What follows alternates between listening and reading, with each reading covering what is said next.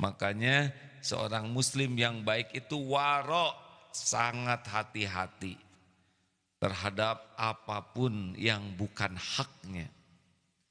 Ke kamar mandi ada sampo punya orang, kita mandi tanpa bilang-bilang. Setiap helai rambut ini ada haramnya. Makanan orang kita makan, setiap darah mengalir ada haramnya. Hadirin sekalian, seorang muslim yang baik adalah muslim yang betul-betul hati-hati. Tidak mau mengambil sesuatu yang bukan haknya, tidak mau melakukan sesuatu yang tidak pada tempatnya. Tidak ada yang lebih pahit dari berharapnya hati kepada Allah. Allahumma aftah lana hikmataka ya Allah.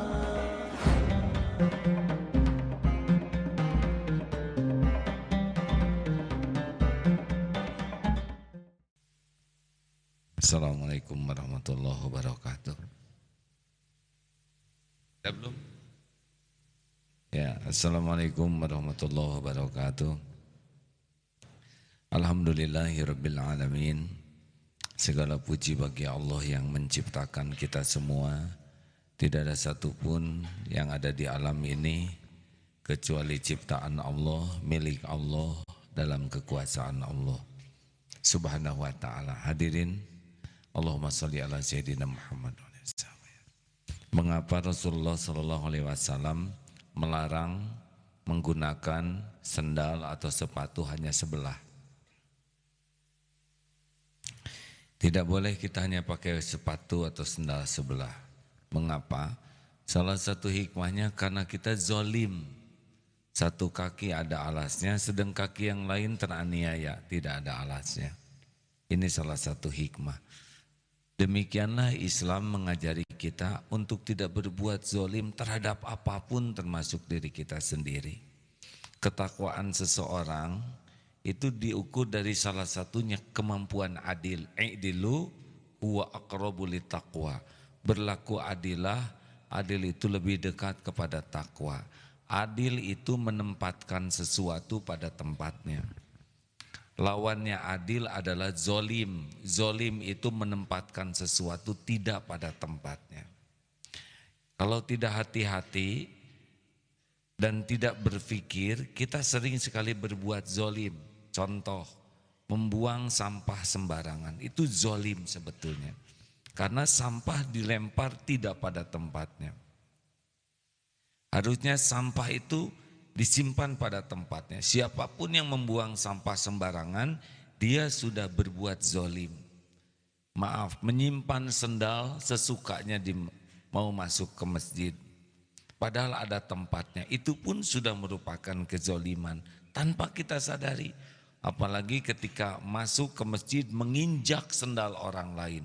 Belum tentu yang punya sendal itu rela sendal atau sepatunya diinjak oleh kita. Itu sudah kezoliman dan ada catatannya itu. Buang atau berwudu, airnya terlalu besar sehingga tercurah sangat banyak. Ini pun sudah zolim. Karena hak untuk wudu itu tidak harus membuang air secara percuma. Secukupnya air. Kalau kita membuang sangat besar, kita sudah zolim. Menyia-nyiakan air. Dan semua kezoliman kita akan kembali kepada kita sendiri. Masuk ke toilet, kita tidak mau membersihkan. Kiri kanan terkotori najis oleh kita, walaupun dalam bentuk cairan. Kita tidak bersihkan, kita sudah zolim. Membuat orang lain terkena najis karena kepentingan kita yang tidak bertanggung jawab. Zolim, zolim, zolim, bagaimana mungkin kita jadi ahli takwa kalau yang kecil-kecil saja sudah zolim. Ada yang suka mencoret-coret pintu kamar mandi, itu zolim. Mungkin tidak ada yang tahu orang siapa yang mencoret, tapi Allah pasti tahu. Allah pasti menyaksikan. Malaikat mencatat dan tidak bisa lepas. Semua kezoliman akan kembali kepada dirinya. Tidak ada yang luput. Wa may ya'mal mithqala dzarratin khairan yara wa may ya'mal mithqala dzarratin syarran yara. Parkir motor sembarangan. Macet sana sini. yang mau ngantor terlambat, yang mau ke sekolah ke kampus terlambat, yang sakit sulit keluar, yang sedang mau melahirkan jadi terhalang. Demi Allah itu yang parkir sembarangan akan memikul semua itu. Tidak ada yang berani mungkin, tapi bencana demi bencana akan berdatangan kepada yang parkir sembarangan ini. Tidak bisa tidak, karena setiap perbuatan akan kembali kepada dirinya. Kita menghalangi orang, itu akan celaka kita. Nauzubillahi min dzalik. Merokok, paru-paru dizolimi dengan menghisap racun, itu akan ada perhitungannya.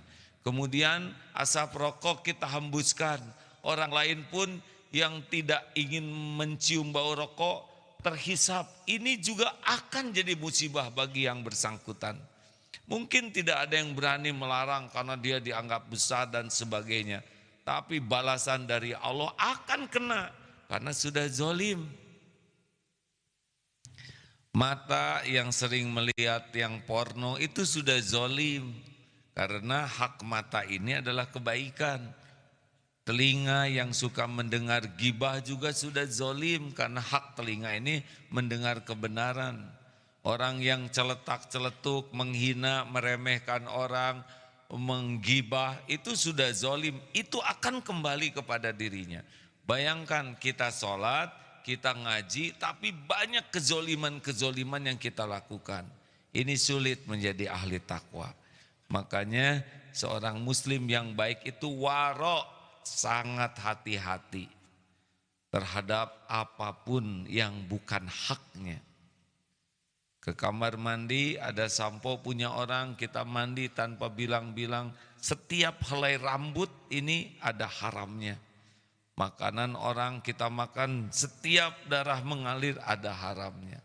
Hadirin sekalian, seorang muslim yang baik adalah muslim yang betul-betul hati-hati, tidak mau mengambil sesuatu yang bukan haknya, tidak mau melakukan sesuatu yang tidak pada tempatnya. Hati-hati, ini sholat kita rapi, bersih, rapi, teratur. Tapi keluar banyak yang tidak rapi, tidak teratur. Orang yang hidupnya berantakan itu juga sudah zolim. Karena berantakan ini dia tidak bertanggung jawab kepada kebersihan, kerapihan. Hati-hati hadirin. Orang-orang yang senang nyimpen sesuatu tidak pada tempatnya sudah zolim, makanya akan jadi banyak masalah.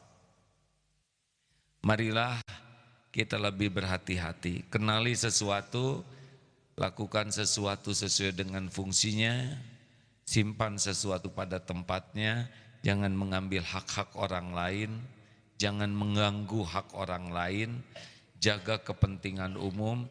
Mudah-mudahan walaupun amal kita masih terbatas, walaupun ilmu kita terbatas, walaupun ibadah kita sederhana, tapi kalau kita bebas dari perbuatan zolim, semoga Allah mencintai kita, karena Allah mencintai orang-orang yang adil. Berlaku adillah, karena adil lebih dekat kepada taqwa. I'dilu huwa aqrabu lit taqwa.